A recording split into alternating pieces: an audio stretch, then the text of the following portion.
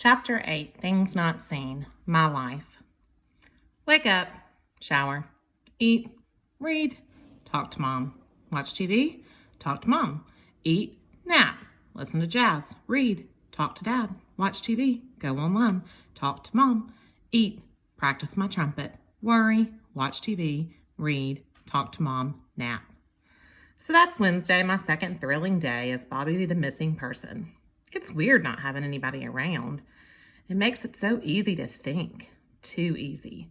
Because unless the tube is on or there's music playing, it's just me thinking until mom calls again. And again. When she calls in the morning, she wants me to tell her everything I'm doing, like every second, starting with the cab ride home from the hospital last night. And she hopes that I remember to turn on the alarm system. And why didn't I call her? Which I did, but she was too messed up to remember to turn the phone on. And have I remembered to water the plants because the ivy in the front hall needs a half cup of water every day or it droops? And did I do my homework? What do I mean I couldn't get the assignments? So if no one is online, then you call them on the telephone. Have kids today forgotten how to use the telephone? What do I mean that I didn't want to talk to anyone last night? Am I feeling all right? Am I eating nutritious foods? I'm not just eating junk, am I? Because that's the worst thing for my complexion. 15 minutes of that and I'm ready to scream and yank the phone out of the wall. The only good thing is that she doesn't have a charger there in the hospital. I'm guessing the batteries on her cell phone give out pretty soon.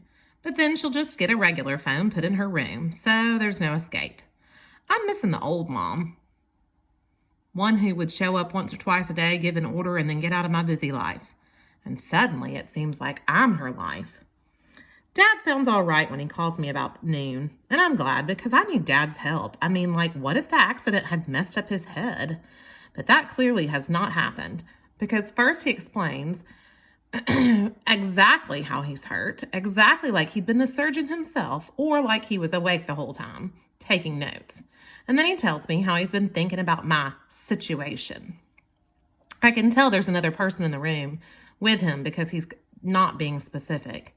He says, regarding your situation, Bobby, I've been running through some possible call scenarios. Possible call scenarios? That's vintage, Dad.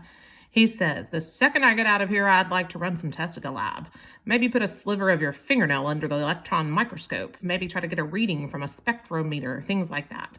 Plus, there are dozens of fine papers in the journals of the past 10 years. Things about light and energy, subatomic refraction ideas that could give us some good science at the starting point. You know, so we could generate a theory about what's going on here. Sound good? And I say, yeah, I guess. But then I say, how come we don't just do detective work? Because it might have been anything that caused this, right? Like maybe I ate a chunk of irradiated beef in the school cafeteria. Or maybe we live too close to some of those big power lines down in Texas. Or maybe I inherited something from you because you're the one who's been smashing atoms for 20 years. Shouldn't we just start looking for clues? Because I've been thinking too. Dad's not the only one with a brain. Dad says, yes, drawing out the word while he gears our turning. You've got some good points there, but we have to start somewhere. And for me, that means finding a theory. Who's surprised? With Dad, it all goes back to a theory. That's what he does all day long. He theorizes. Has he ever actually seen one of those atoms he studies year after year? No, he looks at made-up pictures of things that are invisible and comes up with theories. I don't want theories. I need some action. I'm not saying anything, but it's too long of a pause, so Dad's thinking again. Maybe you could go online this afternoon, Bobby. You could go to the website of the journal Science and do some poking around. Search their database for articles on light. Do some reading, okay? I don't argue with him. I don't want to argue with an invalid, so I say, yeah, I'll check it out. But when I hang up, I turn on the tube. And I tune in to John Wayne Festival on AMC because a John Wayne movie is an almost perfect cure for Dad's kind of thinking. With John Wayne, it's all about action. My big event for Wednesday is when Miss Trent comes to the front door about 2 o'clock, just as the Duke is revving up his war wagon. The doorbell rings and I trot to the front hall. I can tell it's her. She makes a very wide shadow on the frosted glass. She rings a second time and I make my voice sound kind of weak and I call out, hello, who's there? Bobby, it's Miss Trent from next door. I heard about your parents. You poor dear. Are you all alone in that big old place? I saw the lights come on last night, so I thought you must be there. But I didn't see you leave for school this morning, so I've been worried about you, and I thought I would bring over some cookies. It's that old get your foot in the door with some cookies trick. She really does make amazing cookies. With Miss Trent, sometimes it's cookies, sometimes it's a question about how to make her VCR work, or maybe it's a piece of our junk mail that got delivered to her house. Anything will do. And once Miss Trent gets into the front hall, it takes at least 20 minutes to get her out again. I'm not sure what to say, but I guess I have to go with what Mom told the hospital, so I say, my great Aunt Ethel is staying with me here till my folks come home. She came late last night, and I'm at home because I've got the flu. And Aunt Ethel told me to come to the door because she's in the bathtub. But I shouldn't open the door because of the flu and because it's cold. Sounds lame to me. Probably to Miss Trent, too. But all she says through the door is, well, that's fine, Bobby. I just wanted to make sure you were all right, so I'll leave the cookies here on the porch, and your aunt can fetch them a little later. Now you run along and get back into bed. Okay, thanks a lot, Miss Trent. And I talked with my mom and dad today, and they're both doing fine. But she's already down the steps and waddling across the brown grass on her tiny front lawn. I peek through the glass, and I can see that she put the cookies down just about 5 feet from the door. And that's because Miss Trent is smarter than she looks, plus she has a big old nose. With the cookies that far out on the porch, Miss Trent can sit in her front window and get a sideways look at whoever comes out to retrieve them. She wants to have a gander at Aunt Ethel. About 10 minutes later, Miss Trent sees the storm door open on our front porch. And then this short, plump person with stooped shoulders wearing a long pink terry cloth robe and fuzzy blue slippers shuffles out to the cookies, bends down slowly, picks up the plate, turns around, and shuffles back to the door. Miss Trent doesn't get a good look at Aunt Ethel for 3 reasons. First, the collar of the pink robe is turned up. Second, there's a bath towel wrapped around her head. And third, the real Aunt Ethel is about 1,200 miles southeast of here. And as a reward for my first major acting role, I have a whole piece of chocolate chip macadamia nut cookies to myself. They're gone by the end of the third John Wayne movie. But apart from my big performance on the front porch, Wednesday is mostly boring. But I don't get scared at all Wednesday night, and then it's Thursday. Wake up, shower, eat, worry, watch TV, talk to mom, worry, watch TV, worry, talk to dad, read, worry, eat, worry, read, worry, talk to dad, worry, talk to mom, worry, listen to jazz, talk to mom, worry, worry, worry, nap. I even worry during my nap.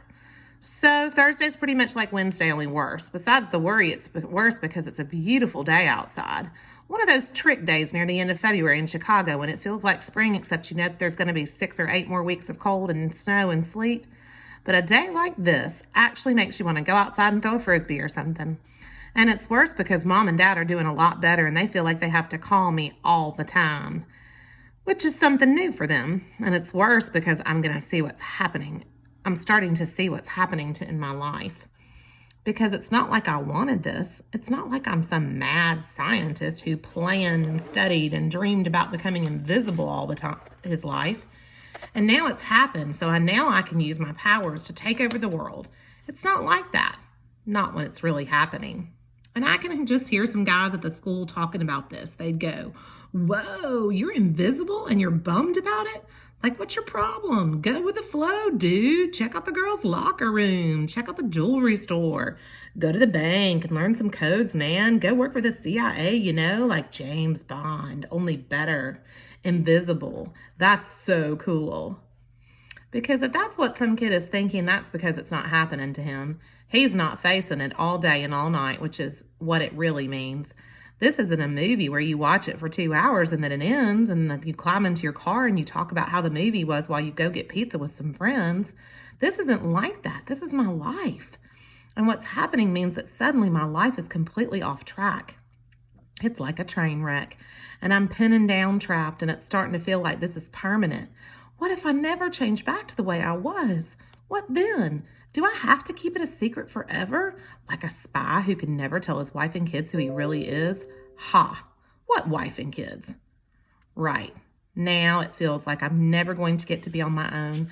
Like never get to have my driver's license or go away to college. Never buy a car or get a job or have my own apartment. Never. How will I live? And where? Am I going to have to stay in this house with my parents forever? I'm pacing back and forth between the kitchen and the TV room, back and forth, and my whole life is on hold. I'm waiting for something to happen, and I'm waiting for Mom to come home and Dad to think that Miss Trent to bake more cookies, and the school to call, and the sun to go down, and the sun to come up again tomorrow. It's like my life is supposed to be playing, but the VCR is on pause, and the screen is blank, and maybe the whole rest of the tape is erased. So I go down the steps from the kitchen and out the side door. That's the door away from Miss Trent's house. I turn off the alarm, I peel off my clothes, all of them. I take the key out of my jeans pocket and I go outside and tuck it into the drain pipe beside the steps. And I go around the front corner of the house and walk west, right past Miss Trent's window. The weatherman said it was going to be unseasonably warm, and for once, it was the truth. It's about 65 degrees, so it feels like with the air conditioner, it's on high. I can bear it, so I'm going for a walk today, right now in the sunshine, because I can, because I want to, because I'm not going to just sit around and wait for stuff to happen anymore. I'm still me, and I have a life. It's a weird life, but it's still mine. It's still mine.